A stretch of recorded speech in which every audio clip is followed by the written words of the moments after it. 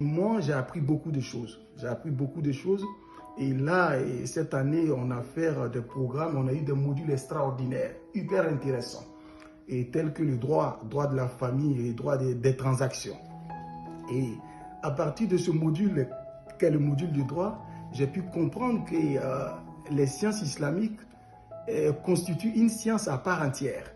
Et on a vu, j'allais dire, les procédés d'induction, les procédés de déduction, les procédés d'analogie, l'argument à contrario, parce qu'on a travaillé sur l'œuvre de Ibn Rushdi, Bidayatul Mujtahid wa Nihayatul Muqtasid. C'était extraordinaire et avec un professeur impeccable. Aussi, j'ai pu étudier cette année au cours de ce programme, on a aussi fait l'histoire du monde musulman avec un professeur aussi impeccable.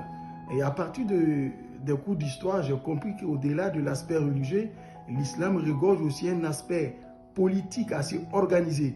Et donc, ça a été quand même une opportunité comment dirais-je, d'acquérir comment dirais-je, la connaissance assez poussée. Par exemple, si on regarde les sciences du hadith, j'étais vraiment très impressionné par tout le travail que les savants ont réalisé depuis tant d'années. À partir de quand, en fait, on authentifie un hadith? À partir de quand, si on peut identifier la présence d'un vice caché au sein d'un hadith? Quelles sont les classifications des différents hadiths? De manière générale, on pense peut-être que le hadith il se résume à le hadith faible ou alors le hadith authentique. Alors qu'en réalité, il y a plusieurs typologies de hadith. Vous avez par exemple le hadith détaché, le hadith singulier, le hadith pluriel, le hadith brisé, le hadith rare. Et tout ça, en fait, vous l'apprenez au sein de cette science. Vous avez des exercices, vous avez la possibilité aussi de participer à des cours de rattrapage, combien même vous auriez des difficultés. Et les profs vraiment vous suivent, vous aident en fonction de votre niveau.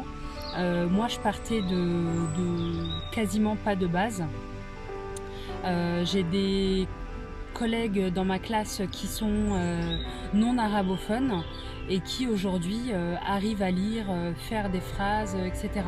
Donc c'est vraiment intéressant, moi je recommande vraiment.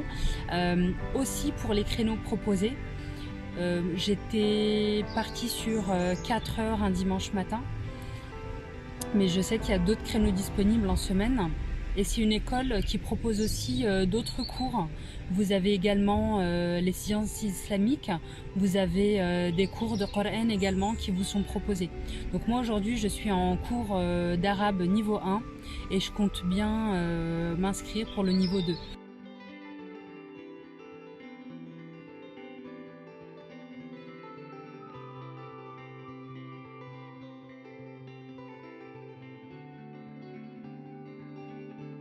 L'ambiance à la FSIP, c'est quelque chose sincèrement qui m'a tout de suite collé. Pourquoi? Parce que l'accueil chaleureux que j'ai déjà eu à la secrétariat, donc l'orientation également, le fait qu'il se soucie de ton niveau et de t'orienter vers ce qui est mieux pour toi, parce qu'après un entretien avec Shiraz, elle a sollicité à ce que je discute avec le directeur, Cher Nourdine, que j'ai fait, et de son expérience. Et voilà, il m'a d'abord écouté pourquoi avoir choisi ces sciences islamiques. Je lui ai expliqué, il m'a dit bon, il faudra qu'on fasse un autre niveau, il faudra d'abord qu'on fasse un test, et après le test, finalement, voilà, je me suis inscrit. Donc c'est ce qui m'avait vraiment marqué. Cette attention, cet entretien, cette prise en charge, cette orientation vers le mieux, c'est quelque chose qui m'avait... Voilà. La FSIP, donc la Faculté des sciences islamiques de Paris, propose des initiations sur un nombre important de modules des sciences islamiques. Ce qui nous permet de mieux appréhender ces sujets et de mieux comprendre et savoir comment mener nos recherches. C'est aussi un lieu qui nous permet de rencontrer des personnes qui sont dans la même dynamique que nous. Cette dynamique d'assouvir notre soif de connaissance et de savoir ou d'essayer de savoir quel chemin emprunter dans le détail. C'est aussi un lieu qui nous permet de rencontrer nos savants musulmans, des personnes qualifiées qui ont quelques années d'études derrière eux, qui ont cette bonne manière de nous expliquer et nous faciliter la compréhension de notre religion.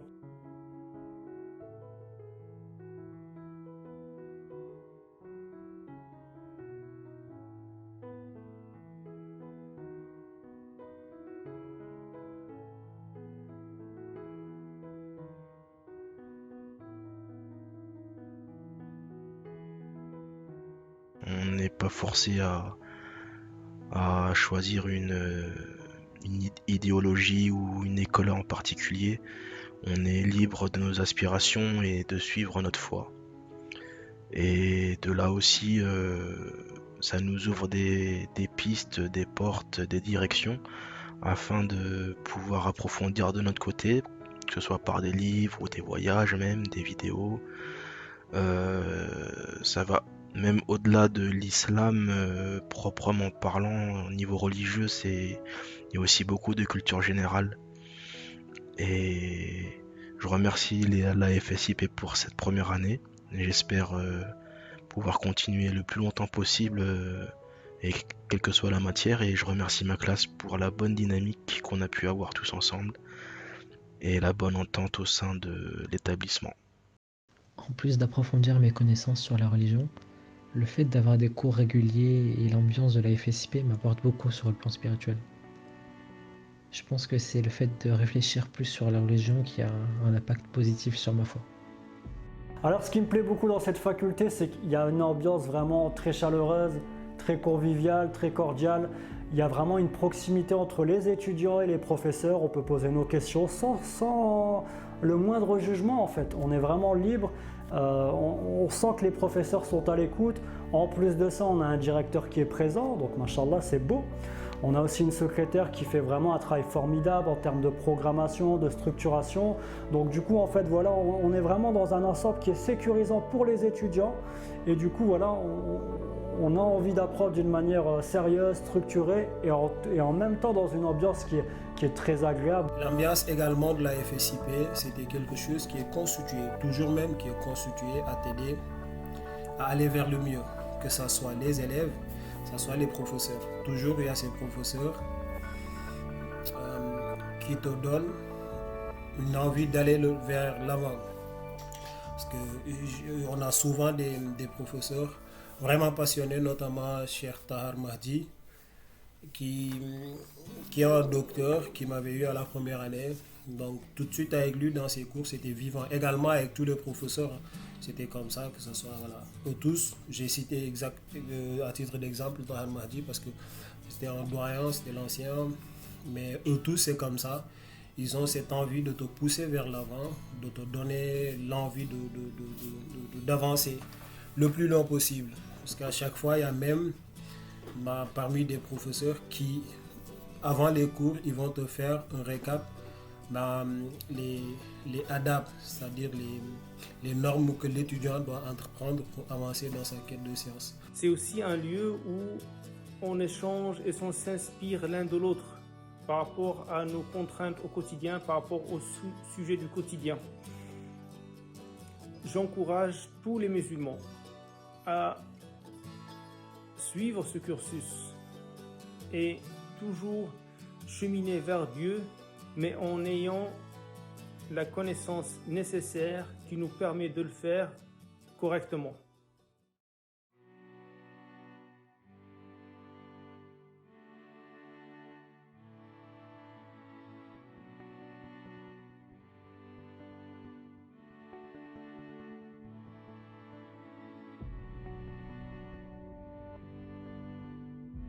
Vous avez la possibilité de soit de vous former en présentiel ou alors de faire des études à distance. Par exemple, moi, voilà, j'ai choisi la modalité à distance. Et ce qui est intéressant, c'est qu'on a affaire à des cours qui sont diffusés en direct. Donc du coup, vous pouvez poser vos questions en direct. On vous répond en direct aussi. Voilà, il y a de l'interaction. Vous êtes dans une classe virtuelle. Et c'est génial parce qu'en plus, la faculté des sciences islamiques de Paris, elle prend en compte les injonctions de chacun, qu'elles soient familiales, professionnelles, sportives, etc. Parce que justement, en fait, les cours en général, ils ont lieu soit le vendredi au soir ou alors le samedi matin. Donc du coup, plus d'excuses. On n'a plus d'excuses. J'aime beaucoup ce proverbe arabe que je rappelle souvent qui dit celui qui veut faire quelque chose trouve un moyen, celui qui veut rien faire trouve une excuse. Donc subhanallah, en fait, vive la technologie quand elle va dans le sens positif, parce que justement on a une belle faculté, mashallah, qui permet à des musulmans et des musulmanes de pouvoir se former à distance, quelle que soit la localisation où vous vous situez ici en France.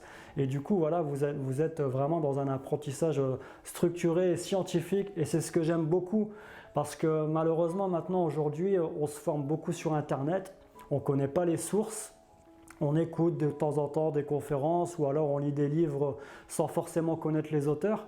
Et là, ce qui est intéressant, c'est que voilà, comme je le disais, hein, les apprentissages sont pensés, sont structurés, on est vraiment dans de l'interaction. Et du coup, en fait, on réinvente le quotidien. On se sent beaucoup plus apaisé. On comprend mieux pourquoi on est musulman, quel que soit l'âge. Qu'on soit un jeune adulte ou alors une personne beaucoup plus âgée, tout le monde peut venir apprendre finalement sa religion au sein de cette faculté et c'est beau, pas de discrimination. Vous n'êtes pas obligé d'avoir un bac plus 3 ou un bac plus 4 ou un bac plus 5 pour venir apprendre. C'est ça qui est intéressant. On vous accepte comme vous êtes. Vous venez avec vos propres ressources, avec vos difficultés. Et ce qui est intéressant, voilà, c'est qu'on avance, chacun avance en fait progressivement.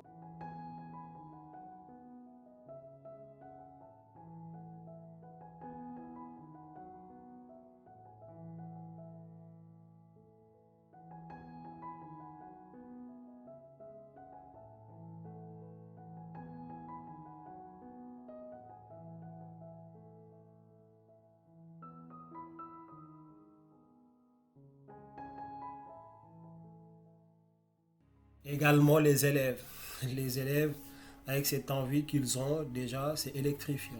C'est toi, en tant qu'élève, tu arrives à l'école, tu trouves également des élèves qui sont passionnés, qui veulent avancer. Ça ne peut faire que de te pousser vers l'avant. Quand j'ai une question, le réflexe est d'aller demander à cher Google qu'est-ce qu'il en pense. Le problème avec cette solution, c'est que cher Google nous propose tous les savoirs. Et donc sur un même sujet, à la fin de nos recherches, on est toujours avec cette insatisfaction puisque on a toujours pour un même sujet, même s'il est très fin et très particulier, énormément de possibilités de réponses et surtout des réponses qui ne vont pas toujours dans le même sens et même dans la plupart des cas dans des sens différents. Ça peut aller de l'interdit vers le souhaitable ou même vers l'obligatoire. Parfois, difficile de savoir qu'est-ce qu'il faut faire et ça peut même nous désorienter dans notre manière de voir les choses, dans notre manière de vivre notre religion et notre vie ici-bas. Chers frères, chères sœurs, si tu dis oui pour te former aux sciences de la médecine, aux sciences de l'éducation, de la technologie, du numérique, etc., et non pour te former aux sciences islamiques, est-ce qu'il n'y a pas un gros problème? Pourquoi? Parce que le prophète sallallahu alayhi wa sallam dit dans un hadith, l'apprentissage de la religion est une obligation pour qui? Pour tout musulman. Je vais terminer cette vidéo par un témoignage. D'abord, par saluer cette initiative du frère Aïssa, qui est quelque chose d'exceptionnel. Pourquoi? Parce que c'est vrai que c'est ces petites choses-là qu'on arrive à faire avancer les choses, à bouger les choses. Notamment, un témoignage peut changer la vie d'une personne.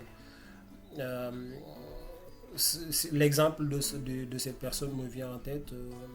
Une personne lambda qui habitait en Turquie, qui s'appelait Khairuddin Al-Jalabi. avait un projet comme ça, projet pour pouvoir, un projet social pour construire une mosquée, parce qu'à l'époque, il faut savoir que les mosquées, c'était une sorte d'université, c'était un moussala qui regroupait les gens pour les booster, pour les faire avancer dans leur religion, mais également dans leur vie. Donc, il y avait cette intention de construire cette mosquée, mais il n'avait pas les moyens. Et il a quand même trouvé il a réfléchi à un moyen propice, qui est de quoi? Qui est de mettre à côté souvent les choses qui ne sont pas nécessaires. Donc, il avait un péché mignon qui était la pomme. Il aimait trop la pomme. Donc, à chaque matin qu'il allait au marché, devant l'étal des pommes, il prenait une pomme et il disait Ka'annama akaltuk, c'est comme si je t'avais mangé. Il reposait la pomme, il prenait la pièce, au retour à la maison, il le mettait dans une tirelire. Avec le temps, cette tirelire a pris tu vois, de la quantité, il a pu s'acheter un terrain, et ainsi de suite, il a pu construire la mosquée. Et jusqu'à nos jours aujourd'hui, cette mosquée, vous pouvez le retrouver en Turquie, qui s'appelle Kan Sayyidin en turc. Ça veut dire Ka'annama akaltuk en arabe, et en français, c'est comme si je t'avais mangé. Donc, pour justement dire que on part des choses insignifiantes pour réaliser de prime abord, on peut dire que c'est insignifiant, mais le fait de partager ton parcours, ton passage, de partager en fait les faits marquants de ta vie peut aider, peut orienter, peut changer la vie d'une personne. Donc, nous prions que cette initiative soit bénéfique à toute personne qui va l'écouter et également qu'Allah y mette de la baraka. C'était l'idée un peu de faire ces vidéos, de vous proposer différents témoignages pour que vous puissiez à votre niveau peut-être réfléchir, vous remettre en question ou peut-être, voilà, il y a peut-être des témoignages qui vous ont interpellé. Voilà, je remercie aussi tous les étudiants et les étudiantes qui ont participé à ce beau projet. Merci au directeur, merci à la secrétaire et merci aussi à tous les acteurs de la formation pour leur confiance. Voilà, c'était pas facile parce que ça demande aussi à chacun de sortir de sa zone de confort et de pouvoir aussi oser témoigner, de se présenter devant une caméra. Merci à tout le monde et j'espère qu'on va pouvoir avancer ensemble et que cette belle faculté des sciences islamiques de Paris va s'accroître parce que vraiment, voilà, si vous recherchez du professionnalisme, si vous recherchez de la qualité, si vous recherchez des apprentissages sérieux, si vous recherchez des contenus dans une démarche scientifique, académique, justement où il y a une vocation aussi qui est très importante, c'est de protéger les musulmans de tous les extrêmes et de former de manière efficace des musulmans et musulmanes ordinaires. Venez vous inscrire, vous cliquez en bas, juste vous regardez, il y a un lien, il y a le programme d'apprentissage qui est sur le site et quoi dire de plus? Bonne continuation, salam alaikum, au revoir.